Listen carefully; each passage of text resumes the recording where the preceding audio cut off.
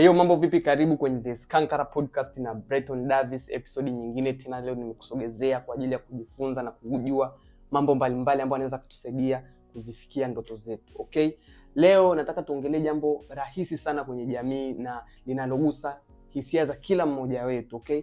Watu wengi tumekuwa watumwa, tumekuwa wafungwa wa kuogopa maneno ya watu, wa kuogopa judgment za watu na mitazamo ya watu wengine kwenye maisha yetu.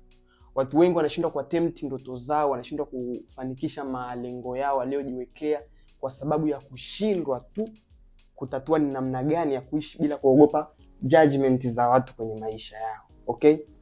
Like una ndoto fulani, unataka kuanzisha biashara fulani, like unataka kugundua kitu chako kingine na unajiona kabisa you can do that. Una hiyo capability, una hiyo kila nguvu unazo. But the problem inabaki kwenye kuanza. Na kwa nini mtu anashindwa kuanza? Either kutokana na maneno ya watu alioambiwa au ambayo anahisi yatasemwa baada ya yeye kuanza kufanya anachokifanya. Like unataka kuwa msanii, and kwenye familia yenu hakuna mtu ambaye ni msanii, hakuna mtu ambaye ana nyayo zozote za usanii. Like wewe unaogopa kwenda kuanza, au unaambiwa na wazazi wako like kwenye familia kuna mtu yote ambaye ni msanii. Wewe umetokea wapi? Unafikiri unaweza kufanya nini cha utofauti? Wewe nani amekwambia unaweza kuimba? Wewe nani amekwambia unaweza kuigiza? Like watu wanakuvuta nyuma na kukustopisha, but wewe moyoni unajua kabisa I can. Na ninaweza kabisa, like nikipewa nafasi nitaweza nikafanya wonders. Sasa kwa nini mtu anashindwa kuenda kwenye ndoto zake kwa kusikiliza tu hayo maneno? Kwenye jamii wa mama wanakaa kwenye magenge, kwenye nini, ukipita wanakusimanga chini like umeshasikia huyu binti tabia mbaya, sijui nini. Unashindwa kufanya mambo yako kwenye jamii, unashindwa kuanzisha biashara yako kutokana na maneno ya wamama ambao wako mtaani kwako, sijui maneno ya wababu wa baba ambao wanasimanga watu mtaani kwako. Like kitu ambacho unatakiwa ukijua ni kwamba watu hawataacha kuongea.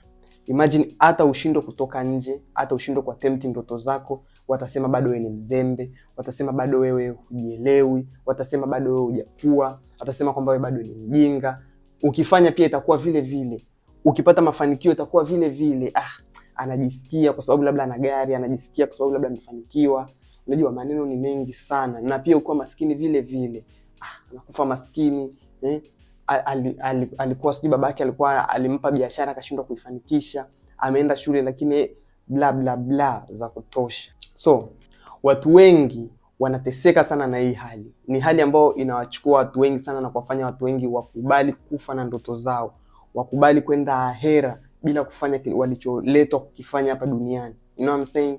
Sasa kwa nini watu wanaogopa maneno ya watu? Kama una tabia ya kuogopa maneno ya watu, jua cha kwanza unakosa confidence. Hujiamini wewe mwenyewe, huamini uwezo ambao umepewa na Mungu, huamini, umejinyong'onyesha mpaka mwisho, na hiyo ni hali ya hatari kwa sababu hautaenda popote.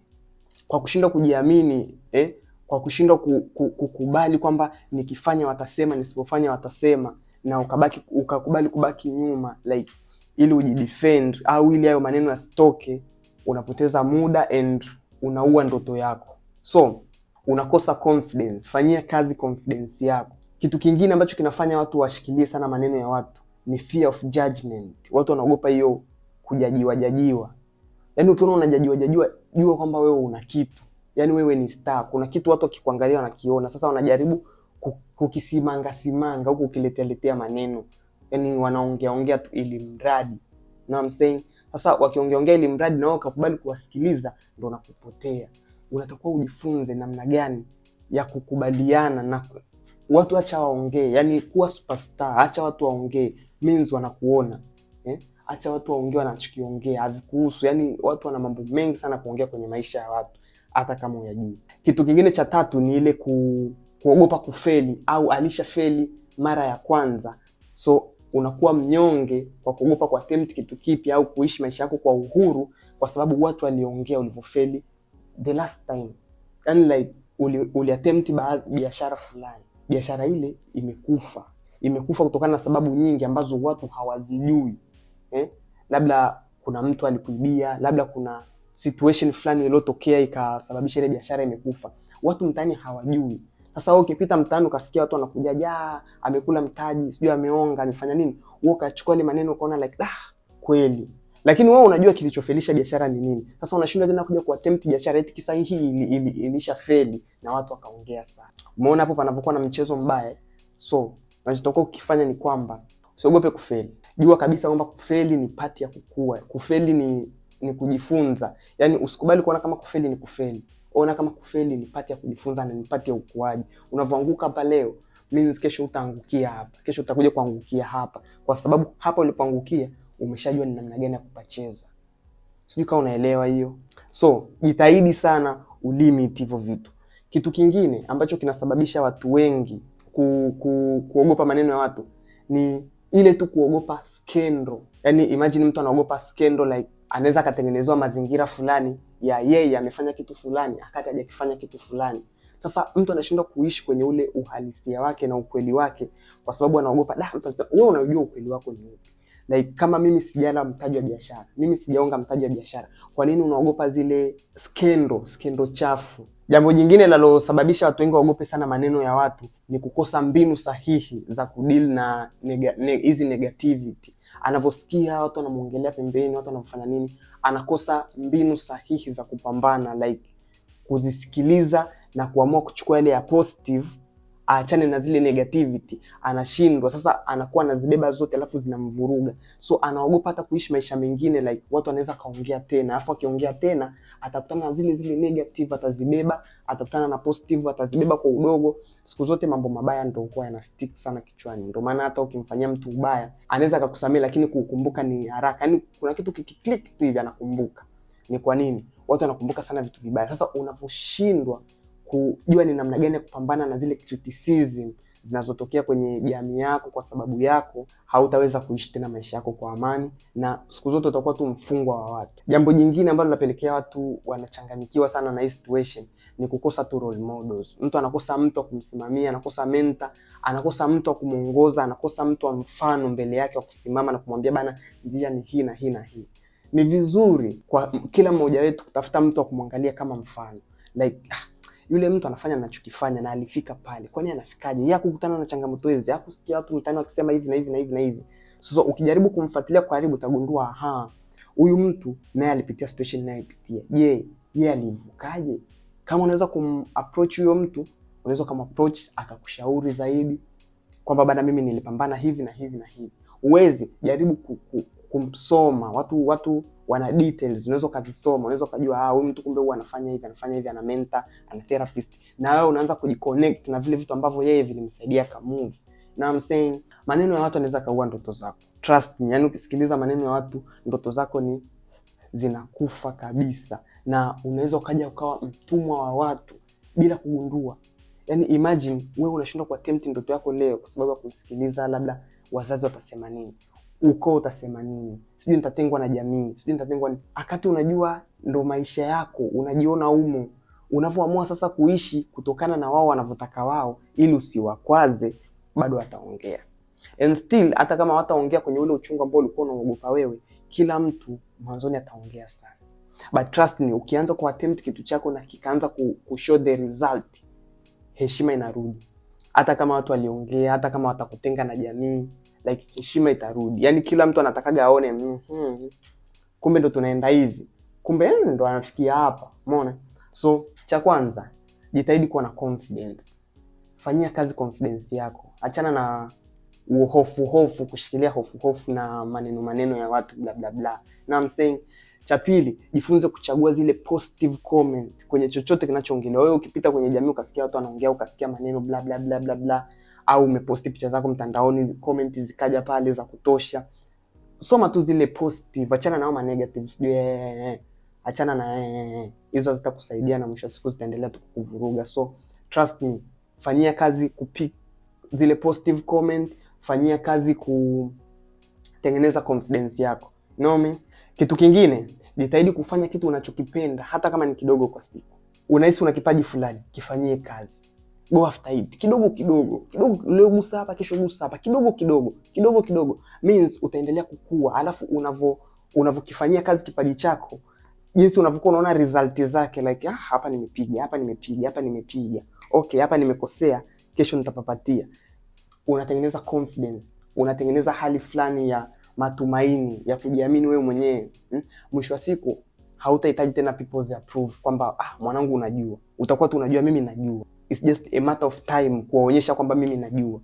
Umeona? Kuliko ukinyamaza au ukiwa haushughuliki kabisa na jambo lako unalolitaka, kwenye engo unayoishughulikia, ukaamua kurudi nyuma, ukaamua kuiacha ndoto yako kufuatisha watu wengine, kwanza ndo confidence itazidi kushuka, kwa sababu yani utakuwa unajiona hii sehemu si yangu lakini nalazimisha. Umeona, unafanya vitu ambavyo uyapendi, yani unakuwa mtumwa for the rest of your life. Umenikataa hiyo hali. Kitu kingine, tafuta watu wenye ushawishi, tafuta role model, tafuta mtu wa kumwangalia, jifunze kutoka kwa huyo mtu. Mtu kama ametoboa, jifunze kwa huyo mtu, yeye anafanyaje, yeye amefikaje pale. Kama wote tunafanya kitu kimoja, yeye hajakutana na changamoto hizo kwenye jamii yake. Watu kibao wakubwa kwenye jamii yetu.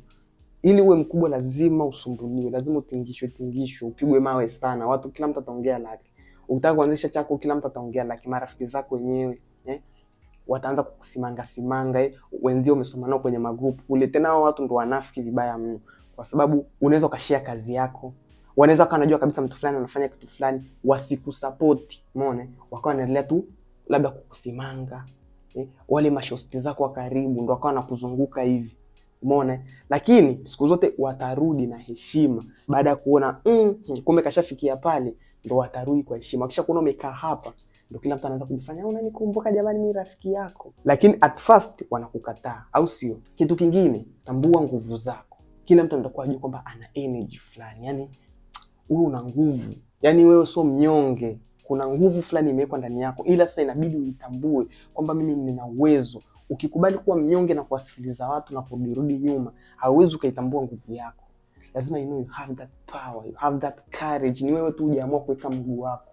And trust me, ukiweka mguu wako, ukistay consistent, ukifanya kazi kwa bidii, kila mtu atakuwekea heshima. Heshima haiji kirahisi man. Heshima inatafutwa, na heshima inatafutwa kwa nguvu. Lazima ufanye kazi mchana na usiku. Yani kubali kusoma sana kwenye kitu unachokitaka, kubali kupoteza muda mwingi kwenye jambo lako. Yani ziba masikio kabisa, acha watu waongee, acha watu wapige bla bla bla. Watu wanaopiga bla bla bla hawanaga kazi mzee. Yani wewe ukipita kwenye hivi vigenge sijui vya nani wamekaa wanapiga umbea, wanacheza draft, wanasukuma kete, hawanaga kazi za muhimu. Afu pia na wenyewe pia ni wazembe hapa, wajui kutumia vichwa vyao vizuri. Ndio maana na kazi tu ya bla bla bla ya maneno ya watu. Angalia mtu yote ambaye yuko focused na mambo yake. Anaweza kama anapiga bla bla bla kuongelea mambo ya mtu, kwa sababu pale anapoteza muda. Unaweza kupoteza muda kwa kumdiscuss mtu, hakikuingizii hela, hakikuongezei chakula mwilini useme utapata virutubisho. Sasa hiyo ni nini kama sio kupoteza muda, kukosa akili tu timamu? Na achana na hizo story. So ukiona mtu yote anakuongelea, wewe jua ana kazi ya maana ya kufanya. So achana naye. Wewe go after yours. Fanya yako. Achana kabisa na habari za au ni kwanza ni washamba. So usiogope maneno ya watu, wako on your confidence, alafu tambua nguvu yako. Tafuta role models, usisimame mwenyewe tu. So lazima uwe kama yeye, lakini jifunze kupitia yule mtu. Soma vitu ambavyo vinakupa positivity kila siku. Watu wakitoa comment, sikiliza zile comment za positive. Yani usichukue ushauri wa mtu ambaye hawezi kukushauri. Wewe unaona kabisa huyu mtu hajui ninachokifanya ni nini. Hajui ninataka nini. Wewe kwa nini umsikilize? At least mngekuwa kwenye the same field, au anajua unataka nini, au mnafanya kitu kimoja, angekushauri, ungesema huyu ananishauri kwa sababu labda naye anafanya, labda hichi kitu alishakutana nacho. Mtu tu amekaa zake huko mtaani tu, pauka, pigwa sana na vumbi huko. Afa anakuambia uwezi. Na wewe unamsikiliza. Mtu amekaa amepauka, ana kazi ya kusimanga watu, anakuambia uwezi, and still unamsikiliza. No, usifanye hivyo, utakuwa unajikosea, afu utakuwa unajidhalilisha. Mzimu wako wenyewe hauwezi kukubaliana na hicho kitu. Ni vile tu hujui yani, lakini so sad. So hilo ndio jambo kubwa ambalo nimekuandalia kwa siku ya leo kwenye episode hii. Menishia na rafiki yako ili naye ajue kwamba ana nguvu fulani ya upekee, au sio? Tukutane tena kwenye episode inayofuata. Brayton Davis nitakuwa hapa nikikucharaza, nikikufundisha ni namna gani tunajikomboa kifikra man. Tambua nguvu zako, tambua kipaji chako, fanyia kazi kipaji chako, usikubali kufa na kipaji chako, usikubali kufa na nguvu ambayo iko ndani yako man. Kila mtu aamke na apambane, na ninakutakia mafanikio mema. Now I'm saying shout out.